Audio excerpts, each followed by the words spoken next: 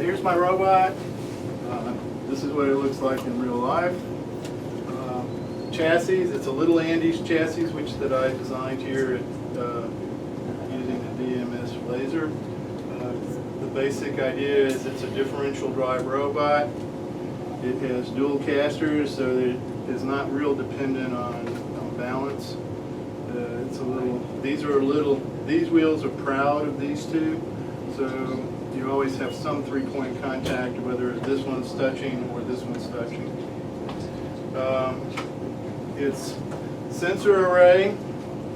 Well, my original thought was I was going to use a Raspberry Pi in their camera and OpenCV because there was a lot of flexibility. But I got seduced by Jason into buying his spare Pixie, and I got to admit it makes things a lot real easy.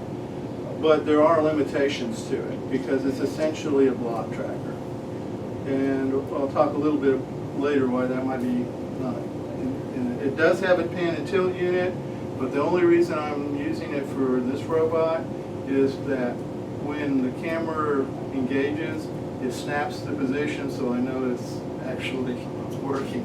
I'm not actually using the pan and tilt. The controllers, okay, it also has a $1.28 eBay ultrasonic sensor and a homemade IR drop sensor, which is used for tabletop, not for this. The controllers is a Polo Orangutan DP-1284, which sells a turnkey assembled and everything is about $100. You can get it a little cheaper if you if you put it together yourself. The nice thing about it is it has a display, it has 3 user buttons, and it also has a coprocessor on it, which handles up to 2 encoders and 8 servos. So it's really nice for this type of application. And it also has a Uno board, which is standing in the middle of the Pixie and the Orangutan. Motors. My motors are a little slower than the ones that James had. They're 75 RPM at 6 volts. I am running a little higher than that, and so they're a little faster than that. Okay, and the motors seem to handle it without any major complaint. It's using 70 millimeter plastic Polo wheels. Its total size is 8 by 13, including this funky little scoop thing on the front, and it weighs about 2.5 pounds. All right, and when I added it all together, I was shocked. I did not realize that this was about $325 worth of crap. So I was real surprised. But anyway, that being what it is, okay, I wanted to kind of, I took this problem and reduced it down to the same type of problem that we use in a lot of our competitions, which is you want to go to a waypoint. All right, so, and now we're trying to find 6 cans. So I call it the stage in acts. Okay, so it's a stage manager and he has acts. Some people would say it's kind of an odd form of a hierarchical state machine. All right, but depending on how you want to think about it. So it starts off, it does pre-run checks, and I put that in particular because this is something I really think that everybody should have. So it checks every sensor and it checks the battery, and then before it initializes. So I use the display and I can check to make sure each sensor is operating. And like for the camera, I can just put a can in front of it, and if the distance to the can, you know, it tells me, well, not distance, but it says, well, the angle is so and so, I know that it's working. So I can go through all of these. So the next part, if you look at it, is pretty much just like a typical odometry navigating robot.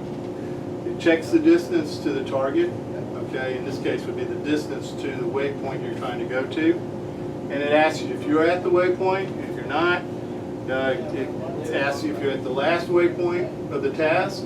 If it isn't, it will it'll go. But if you are at the waypoint, it'll increment the waypoint. It'll check to see if it's the last waypoint, and if it's at the last waypoint, it actually increments the task.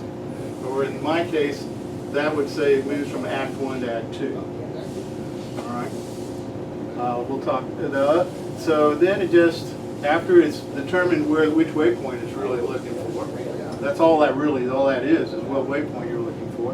And it updates the encoder counts. It updates the XY position or the odometry.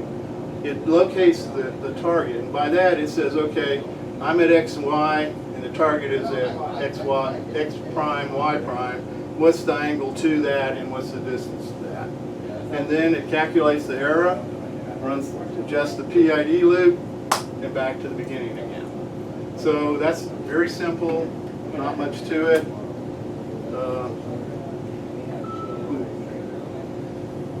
Okay, this, because of this stage or task, I'm going from act to task in the stage director, and what I really wanted to show here was, so this would be a typical stage. This would be stage 1, task stage 1. So it's go catch the first can. So the first thing it's going to do is it points at the object. Then it makes a temporary waypoint. So it says, okay, I'm going to go here. I see it. I point my thing to it. It's going to use the ultrasonic to say, well, you're X far away. And then it says, so that's my magnitude. And I know my angle is whatever my current theta is. And then I construct my waypoints. And the waypoints it would, on a typical task, would be, you know, move from the goal to some location in the arena. Can location, that's found by locating the can with the camera, then pointing at the can, and then measuring the distance of the can with the ultrasonic sensor. And then the third waypoint will be the location of the goal, and then the fourth one is the end of task. And that's the waypoints that it in. So it would, after it constructs that, it goes back to that loop we saw on the previous page, and then when it hits 99,999, it gets incremented to the next task stage, and then it's ready to do its task. Okay, what worked? All right, what worked real good for me was using the Arduino to talk from the Pixie to the SVP. And the reason why that worked so good was I was just able to use their standard Arduino libraries. I didn't have to do any coding there. It also provided me an opportunity, which may have been my downfall also.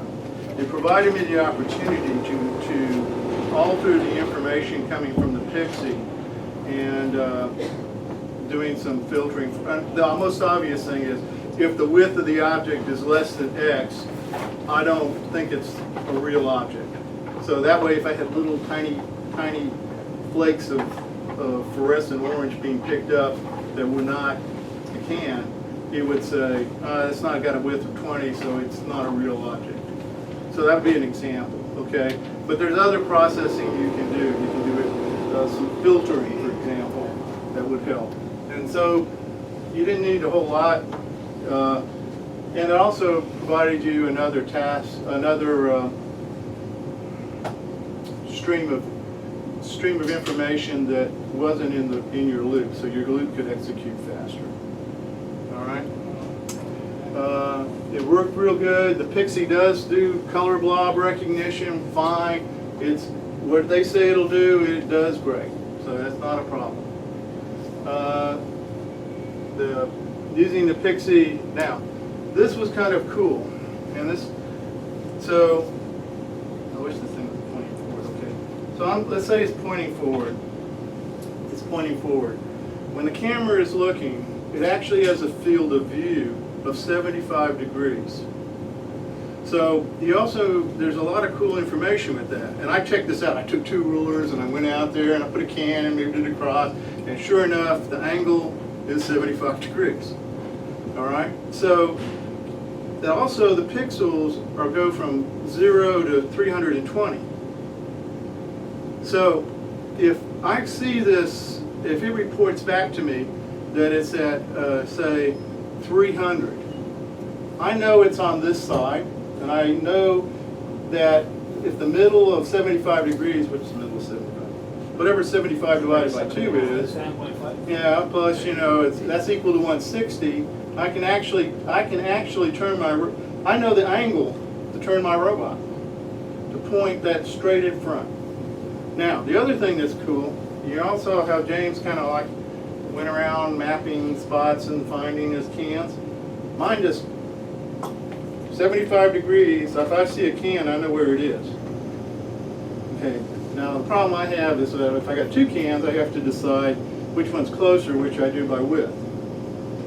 So, I might talk. So let me see if I understand this. What did you get, like a line or like a whole? It's a whole, it's you know, it's a standard 320 by 160. Okay. Or it's actually 320 by 200. 400. So it's an area. It's not just a line. Yeah, yeah. But what I get back from the idea of a Pixie is, don't think of it as a camera. Think of it as a sensor. Yeah. And it's going to tell me, the information that I want is it'll tell me the width of it, it'll tell me the height of it, it will also tell me Where is it? They'll tell me where the center is. Okay?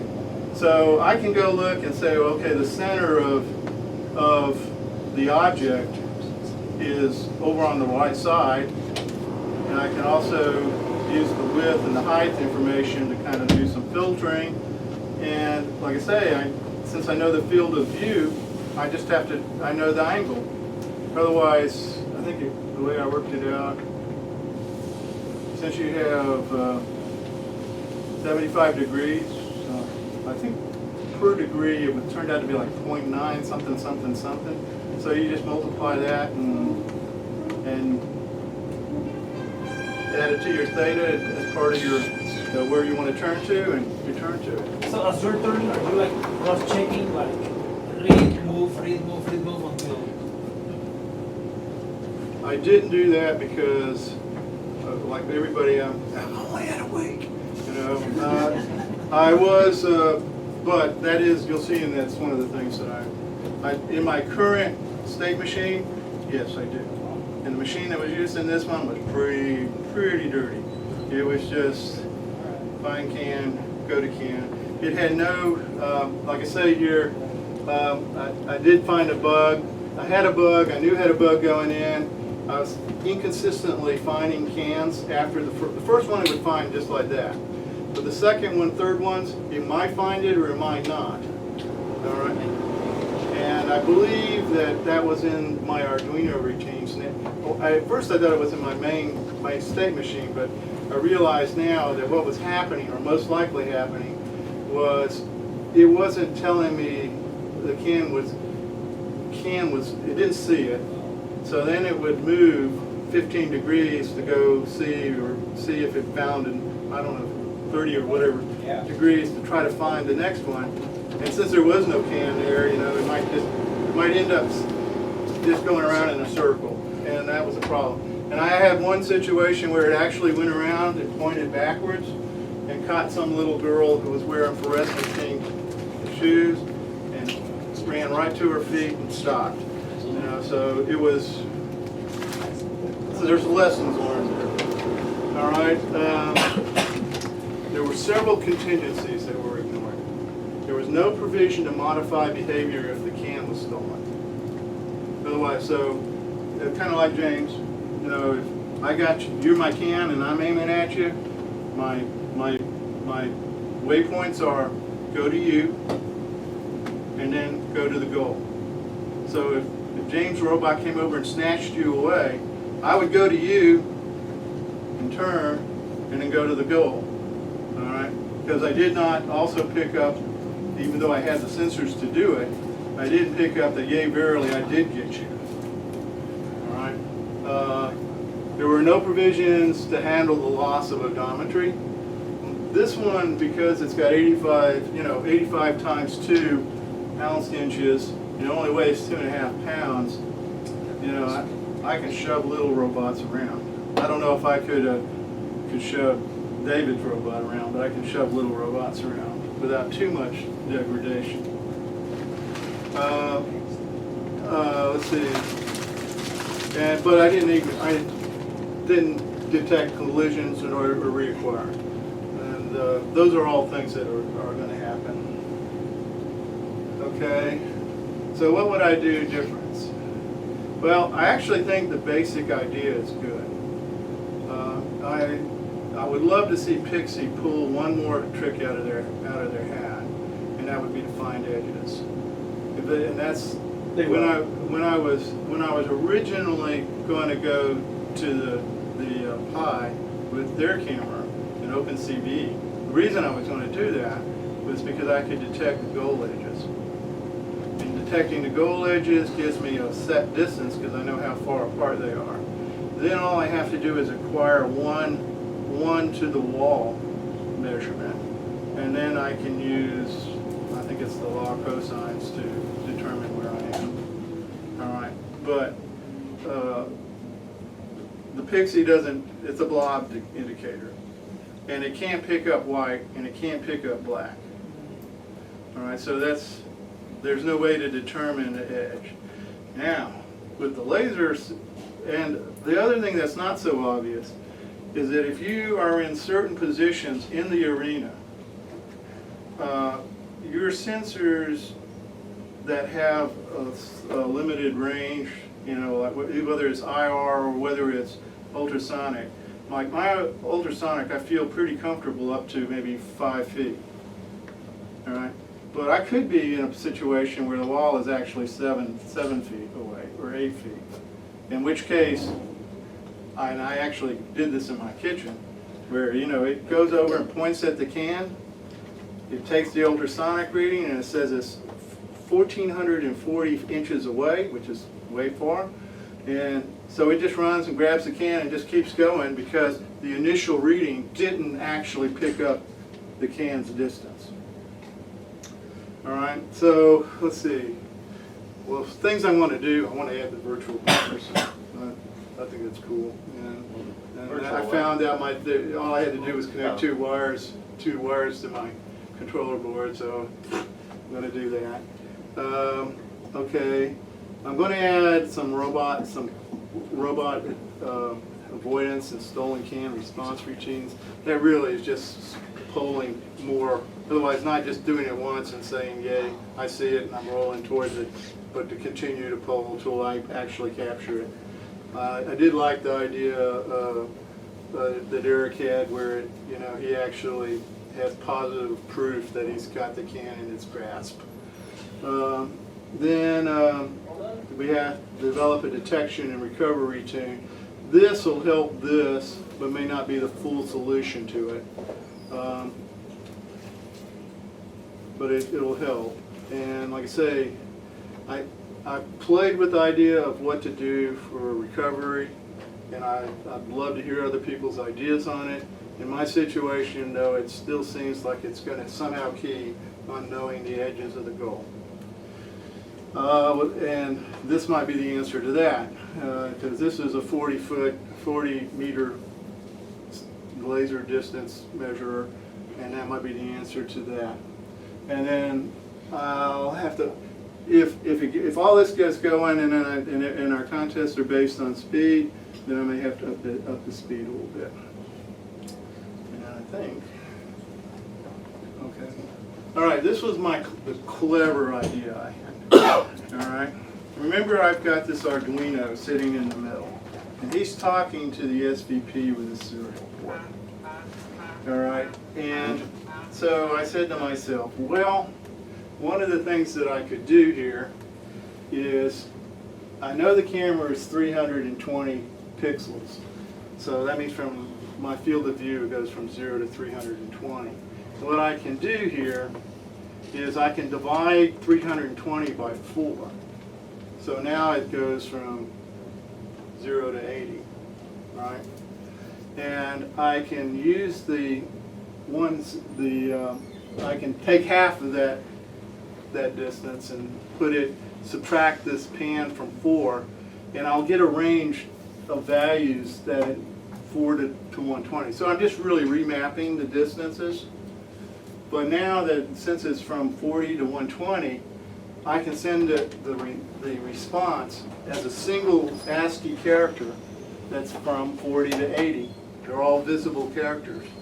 So I can send that over from the Arduino down to the SVP, and I know that I can reinterpret it, and it comes back as where the can is in the field of view. And then I multiply that by whatever the angle per field of view, I can't remember what it is, how it's done, and point to the can. That worked real well. The only problem I ever had with that was, what's not so obvious is, this is right? And it's pointing at you, right? Now if I turn around,